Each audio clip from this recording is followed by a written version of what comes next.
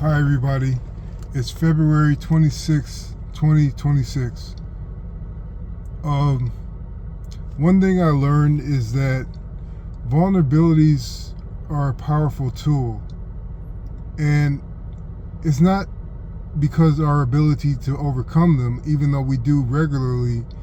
Vulnerabilities are a powerful tool because if you can accept them and eat up the criticism you have for your vulnerabilities and show them and flaunt them and work on them at your own pace and understand them and not be disheartened by them, it creates a strength of character that is unmatched in lots of circles in this world and in society.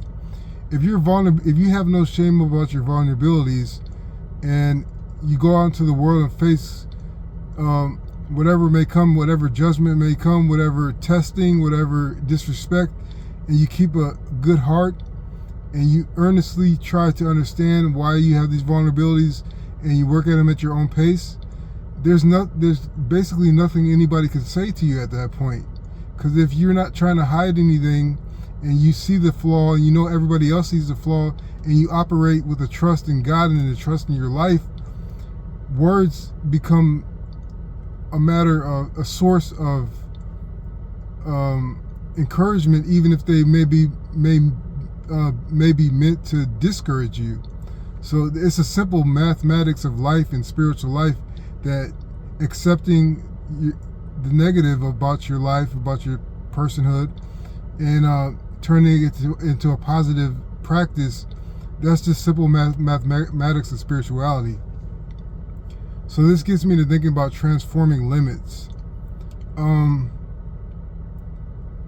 It's almost the same in the same kind of vein as I was just talking about. The first thing I could say about transforming your limits is that once you reach a ceiling that you know you want to get above, but you know you don't have the current skill, wisdom, or fortitude to go past, you can transform your limit by shackling yourself to that level that you are at. Even when you know you probably are past it, keep on staying in the same station. Keep on staying in the same level that you are at. Keep on getting better at the level you are at and accumulating power in direction and agency and mastery over the level you are at, far beyond the time that it requires. So by the time you release the shackle, you shoot upwards past the ceiling that you were trying to get to, and you almost reach the stratosphere. It's almost like, I don't know if lots of you have watched this, but when Goku was training on the planet with extra gravity, that's what he was doing. He was accepting his limitations and working and mastering his level at that limitation. And once he released the shackles, he could fly, basically. And that's the same schematic that I'm talking about. Another way to transform your limits is to not care about how you look, because that's a big limit that all of us accept, or all of us are hindered by. It's how we look. You know, if you look at somebody who's sprinting while everybody's sitting and standing still, the person that's sprinting is going to look proverbially lame. He's going to look like, why is he running? Everybody's here is comfortable. So when you're trying to do something and everybody's comfortable and everybody's passing judgment on you, it's your appearance that is holding you back from actually exerting a proper energy in order to excel. So if you have no problem with looking absurd, if you have no problem with looking uncool or sticking out like a sore thumb, you could pass your limitations. And again, this training yourself not to rely on accolades, not to rely on social acceptance, is a powerful tool of reaching past your limits. And another way, the last way I could say to transform your limits is to, when you have time and when you feel, if you feel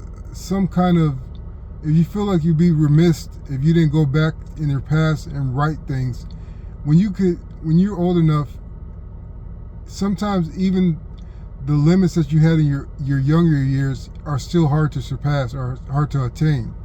are hard to supersede. So when you feel like you can't let go of these limits that held you back in the past, going back and becoming what you wanted to be when you were younger, and in different areas, and checking them off your list is a great tool to transform your limitations. Because once you do this, it's not necessarily breaking those boundaries or breaking those chains that held you down when you were young that's giving you mastery. It's the ability to point out something that has bugged you and neutralize it. And neutralize it with accompanied by your wisdom of years. And so when you go back and you reach the accomplishments that you had that you wish you could accomplish when you were younger, it's kind of a memento of just how well or just how much you lived your life. So I hope this helps. Thanks.